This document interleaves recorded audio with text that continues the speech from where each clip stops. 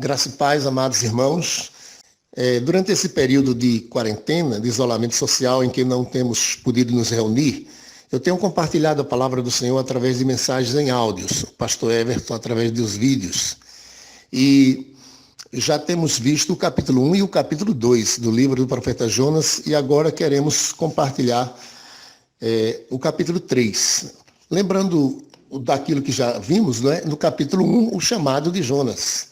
Deus o chama para pregar a palavra, clamar arrependimento na cidade de Nínive, uma grande cidade que estava em total rebeldia contra o Senhor. Mas Jonas não atendeu de pronto à ordenação do Senhor e resolveu fugir, desobedecendo assim a ordem do nosso Deus. E o que acontece? Acontece uma tragédia, uma aflição tremenda, uma tempestade no mar, onde Jonas fugia. E isso para que pudesse Jonas compreender que a vontade de Deus é soberana e tem que ser feita. Quando não obedecemos ao Senhor tão somente pela orientação das Escrituras, Ele providencia meios para que a gente reconheça a nossa rebeldia, a nossa desobediência e possamos obedecer ao Senhor. E aquela aflição toda ali naquele barco e aquelas pessoas clamando, cada um aos seus deuses, e nada melhorava. Jonas, mesmo assim, ainda insensível, tanto à situação espiritual daquelas pessoas, como à situação física de todos. E ele, diz a Bíblia, que continuava ali dormindo. Mas tudo muda quando se reconhece ali, Jonas reconhece ali que tudo quanto estava acontecendo era por conta da sua rebeldia e do seu pecado. E a Bíblia diz que quem confessa e deixa alcança misericórdia. E é o que vamos contemplar ali, a misericórdia do Senhor sobre todas aquelas pessoas. Interessante que quando Jonas ordena que o lancem ao mar, os marinheiros, a tripulação daquele navio não faz isso logo. Eles são sensíveis à vida de Jonas e à vida deles também, tentando se salvarem, remando. E a Bíblia diz que quanto mais eles tentavam, as coisas pioravam. Isso nós podemos aplicar em relação à salvação do pecador. O homem não pode conseguir jamais a salvação por seus próprios esforços. A salvação é uma graça de Deus. A Bíblia diz: pela graça sois salvos mediante a fé. Isto não vem de vós, é dom de Deus, não de obras, para que ninguém se glorie. E Jonas, então, é lançado no mar, e a Bíblia diz que o Senhor deparou um grande peixe e que engoliu a Jonas. Nós vamos encontrar aqui no verso 17 do capítulo 1, deparou o Senhor um grande peixe para que tragasse a Jonas, e esteve Jonas 3 dias e 3 noites no ventre do peixe. Lançado ao mar, o Senhor, por sua providência, ordenou a um grande peixe para tragar a Jonas. E esse capítulo 2 nos traz a oração de Jonas de arrependimento. Não sabemos em que posição Jonas deve ter orado ali no ventre daquela baleia, mas a Bíblia não recomenda, ou melhor dizendo, a Bíblia não determina uma posição para que você possa falar com Deus, como se fosse uma ordenança, um imperativo, mas o espírito com o qual nós nos dirigimos ao Senhor é o que de fato importa. Não importa se sentado, em pé ou de joelho, mas como diz o profeta, capítulo 29, 13 de Jeremias, o Senhor falando através do profeta Jeremias, ele diz: buscar-me-eis e me achareis quando me buscardes de todo o vosso coração.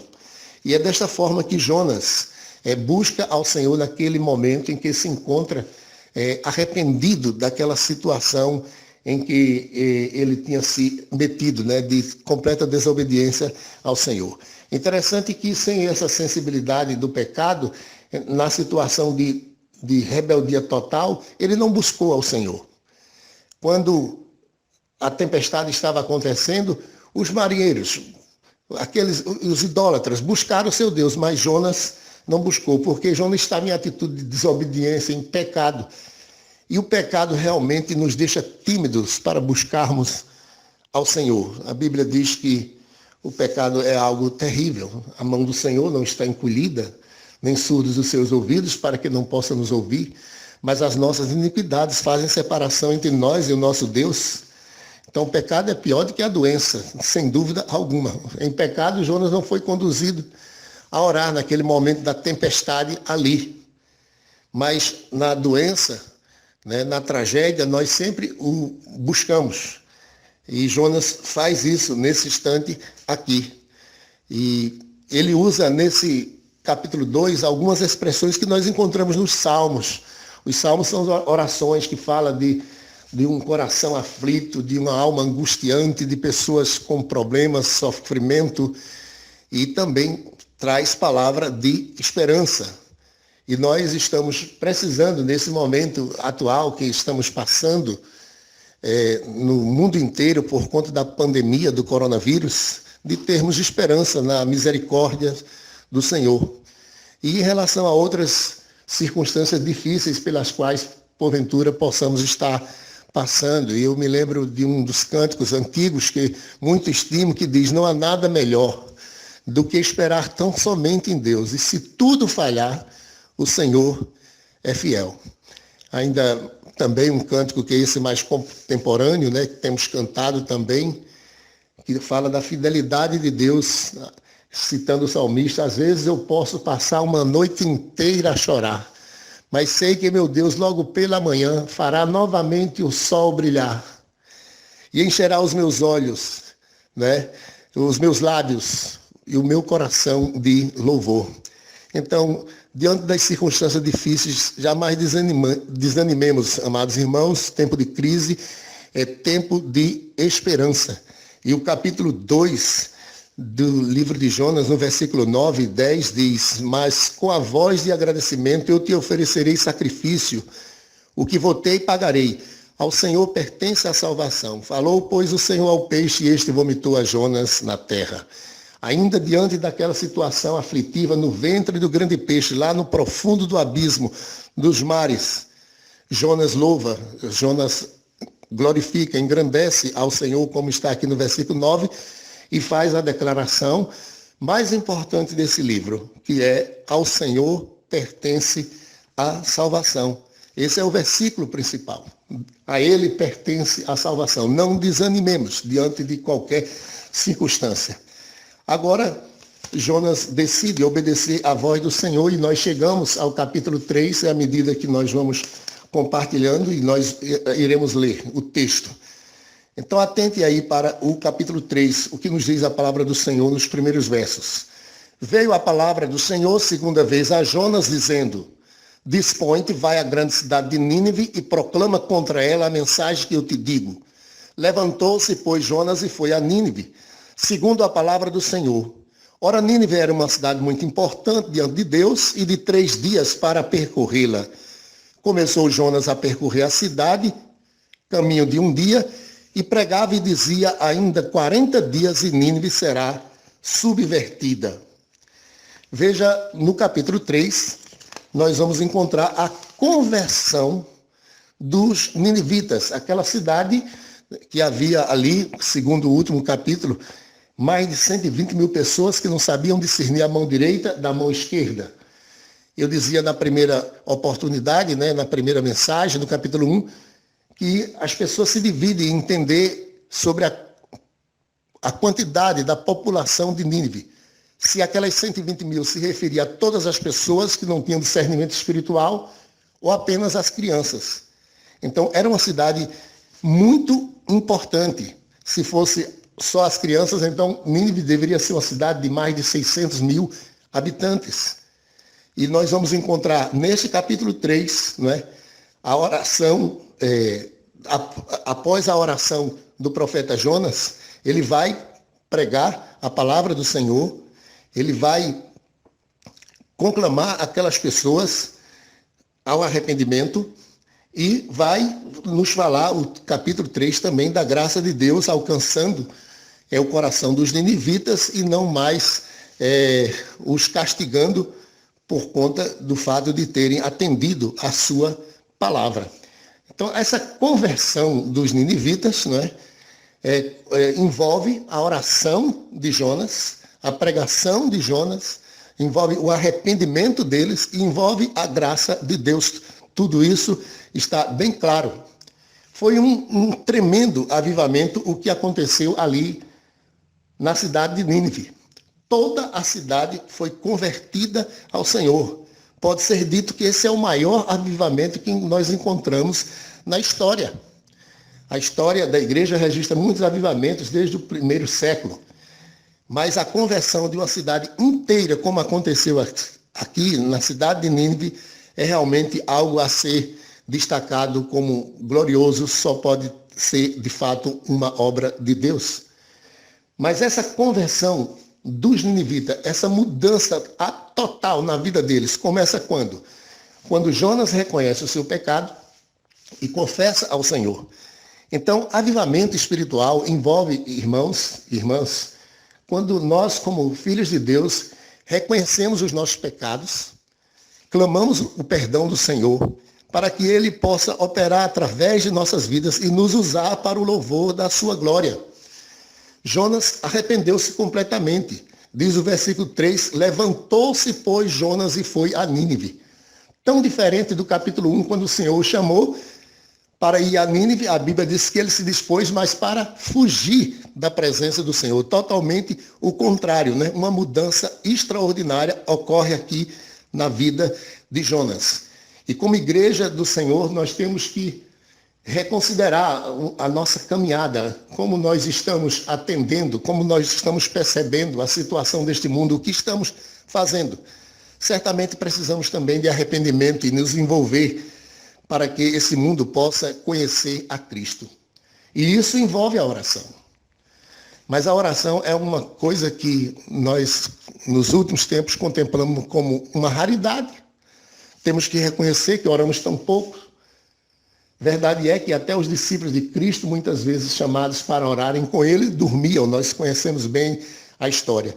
Nunca foi natural do coração do pecador se dispor para buscar a Deus, mas nós precisamos entender a necessidade da oração. Nós estamos vivendo um tempo de crise tremendo e a oração é fundamental para que nós saiamos deste momento. A maior crise não é a do coronavírus, é a crise espiritual em que se encontra o mundo. E é preciso que oremos. Na Coreia do Sul, onde nós encontramos as maiores igrejas cristãs do mundo, o povo ali é dado de fato à oração. Passam horas e mais horas, noites, dias em oração, constantemente. E Deus tem operado maravilhas ali naquela parte do mundo. Então Jonas vai pregar. Veja o versículo 2. O Senhor chamando. Dispõe-te, vai à grande cidade de Nínive e proclama contra ela a mensagem que eu te digo. Isso é importante para que haja o avivamento, para que haja a conversão. É que a palavra do Senhor seja pregada com fidelidade. Prega conforme eu te digo. Nós estamos num tempo de efervescência religiosa muito grande, há muitas igrejas, há muitas denominações, há muitas religiões, mas nós sabemos que há uma proliferação muito forte de heresias, de ensinos falsos. Não um evangelho açucarado que tem sido pregado e muito tem sido dito, mas que não está em harmonia com aquilo que Jesus pregou, proclamou acerca do arrependimento, da conversão, da salvação, assim como também os apóstolos de Cristo. Nós não sabemos todo o conteúdo da mensagem de Jonas, mas o que sabemos é suficiente para deduzirmos que ele proclamou a palavra conforme o Senhor tinha dito. E Abacuque disse na sua oração, lá no capítulo 3, tem ouvido, Senhor, a tua palavra, temi, aviva, ó Senhor, a tua obra. Então, o avivamento tem a ver com a palavra de Deus.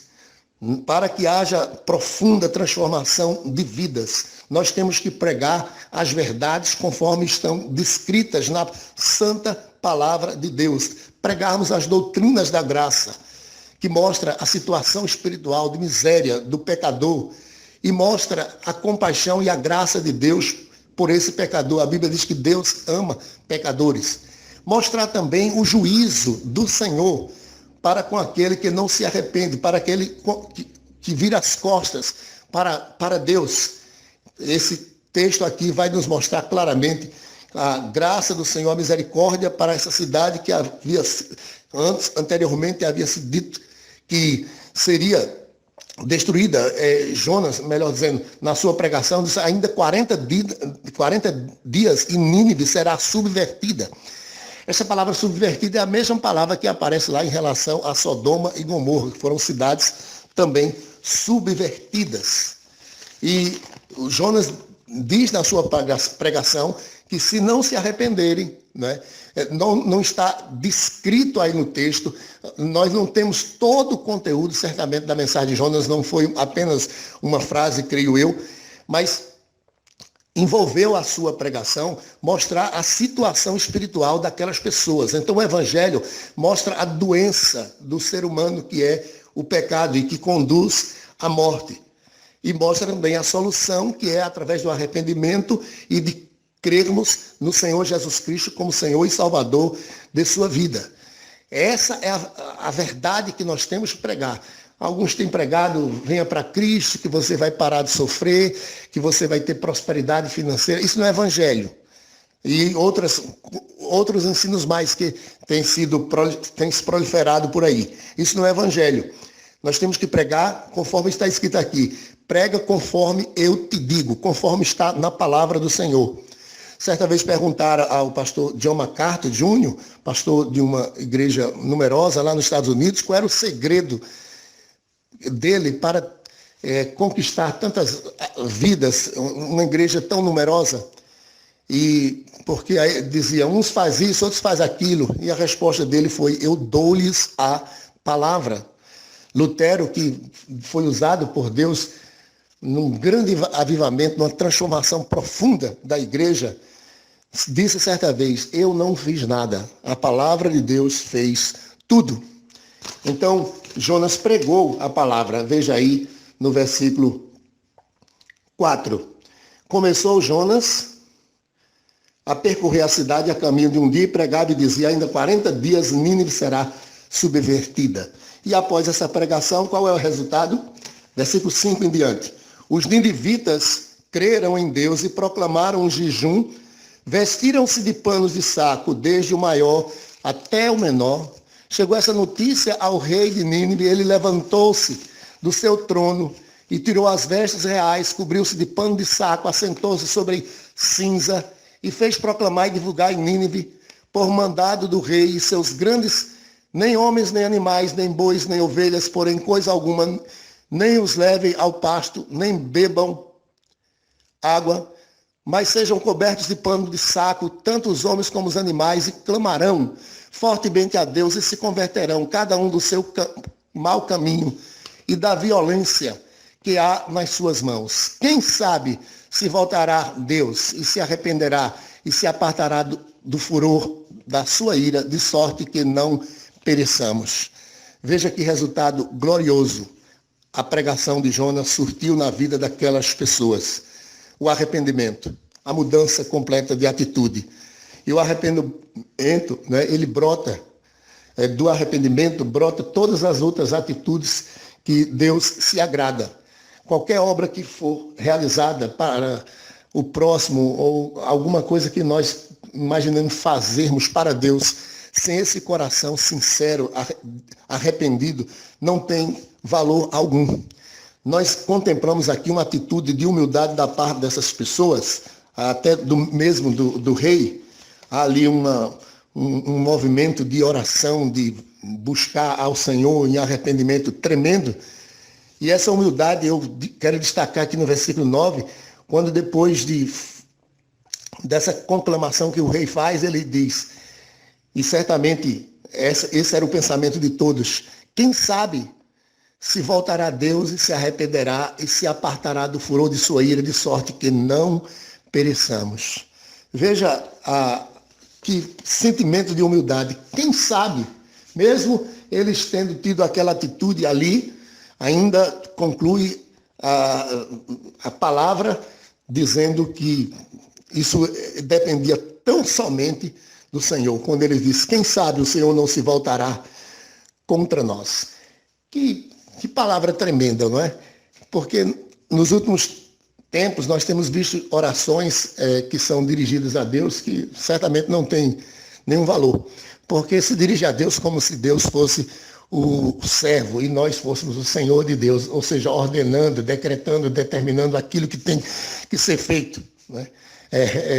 Falando com Deus, restitui e coisas dessa natureza. Aqui está uma maneira de se buscar a Deus de forma humilde. E toda aquela população ali, né, é quebrantada, toda aquela população ali vem em arrependimento, clamando pela misericórdia do Senhor. E interessante que não aconteceu nenhum milagre aqui nesse momento externo, não é? No capítulo 1 fala do milagre ali onde o mar é acalmado. No capítulo 2 nós temos o milagre ali de Jonas, né, ter sido, depois de 3 dias no ventre de um grande peixe, ter sido lançado fora novamente com vida. Mas aqui no capítulo 3 não há nenhum milagre externo ali, mas há conversão profunda, tão somente por ouvirem a palavra de Deus. Então, a palavra de Deus é viva e eficaz. A fé vem pelo ouvir da pregação da palavra do Senhor. E foi isso que gerou a transformação daquela cidade inteira. Não foi visualizar prodígios, sinais e maravilhas, mas foi ouvir a palavra do Senhor. E o maior de todos os milagres, de fato, ocorre, que é a conversão e a salvação daquelas vidas ali. Não há maior milagre que esse, amados. O que explica essa operação gloriosa, o que explica essa transformação profunda naquela cidade? Não há outra coisa para explicar isso senão a graça do nosso Deus. O verso 10 diz: viu Deus o que fizeram, como se converteram do seu mau caminho, e Deus se arrependeu do mal que tinha dito que eles faria, e não fez. Não há mudança, amados, no propósito de Deus. O propósito de Deus, desde o capítulo 1, era a salvação de Nínive. A salvação de Nínive, por isso que ele chamou o profeta, e é isso que vai acontecer aqui. A vontade do Senhor prevalece. Às vezes a maneira de nós lermos e a nossa dificuldade de compreendermos certas coisas é como se Deus tivesse se arrependido. O arrependimento aqui não tem nada relacionado com a questão moral. Deus não muda, a sua vontade é soberana, a sua vontade prevalece.